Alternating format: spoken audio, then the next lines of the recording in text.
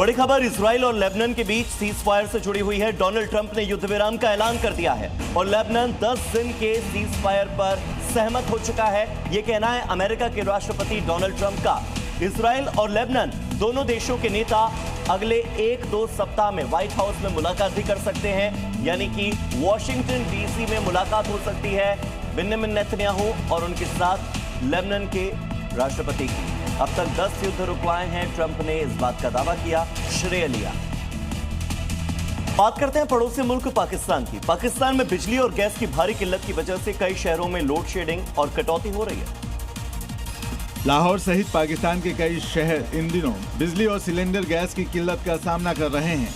शहरों में घंटों हो रही लोड शेडिंग से रोजमर्रा की जिंदगी अस्त व्यस्त हो गई है। लाहौर से गैस की लोड शेडिंग के बाद अब बिजली कटौती हो रही है। बिजली गुल रहने की वजह से दुकानदार बेहद परेशान हैं। ईंधन आपूर्ति नहीं होने की वजह से व्यापारिक गतिविधियों पर गहरा असर पड़ा है। हालात ऐसे हैं कि शहरों में कई घंटों तक बिजली कट रही है। बिजली कटौती की वजह से रेस्टोरेंट मालिकों को काफी नुकसान उठाना पड़ रहा है। ईरान पर डोनाल्ड ट्रंप का एक बड़ा बयान सामने आया। ईरान यूरेनियम भंडार सौंपने पर सहमत हुआ है।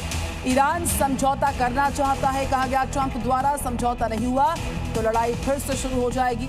समझौता हुआ तो पाक जा सकता हूं, यह कहना है डोनाल्ड ट्रंप का। ईरान समझौता करना चाहता है, डील नहीं होने पर लड़ाई शुरू हो जाएगी फिर से। साथ ही ट्रंप ने दावा किया कि ईरान यूरेनियम डील पर भी राजी हो गया है। साथ ही ट्रंप ने बताया कि अगर डील होती है तो वो खुद पाकिस्तान जाएंगे। तो हफ्तों के बाद ऐसा माना जा रहा है कि मिडिल ईस्ट की जंग अब खत्म होने के करीब है, क्योंकि डोनाल्ड ट्रंप ने ऐसे संकेत दिए हैं जिससे ये उम्मीद लगाई जा रही है कि 21 तारीख से पहले खाड़ी देशों के लिए हालात जो है वो बेहतर होंगे। इसी बीच खबर यह है कि रक्षा मंत्री पीट हेग्सेथ का बयान भी सामने आया है। अमेरिकी रक्षा मंत्री और joint chief of staff general Dan can की चेतावनी कि अगर गलत फैसला लिया तो बमबारी फिर से होगी। जब तक जरूरत होगी नाकेबंदी जारी रहेगी। अमेरिकी सेना पूरी तरह से तैनात है, तैयार है।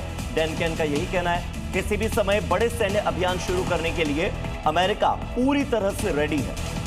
तो खाड़ी देश में शांति हो ये सब चाहते हैं, लेकिन अमेरिका सीज फायर की कोशिश के साथ साथ हॉर्मुज स्ट्रेट में अपनी सेना की तैनाती बढ़ा रहा। इससे ये कहना मुश्किल हो रहा कि आखिर ट्रंप चाहते क्या हैं। अमेरिकी राष्ट्रपति डोनाल्ड ट्रंप भी कह चुके हैं अगर ईरान नहीं माना तो भारी तबाही होगी। यही वजह है कि अमेरिकी सेना की तादाद लगातार बढ़ती जा रही है। वहीं ऐसे ही कुछ संकेत अमेरिका के वॉर सेक्रेटरी पीट हेग्सेथ ने दिए हैं। उन्होंने कहा कि ईरान चाहे तो समृद्ध भविष्य का रास्ता चुन सकता है, लेकिन अगर गलत फैसला लिया तो ब्लॉकेड के साथ बमबारी भी होगी। तो वहीं दूसरी ओर पाकिस्तान के field marshal Asim Munir Iran में शांति की पृष्ठभूमि तैयार करने में लगे हैं।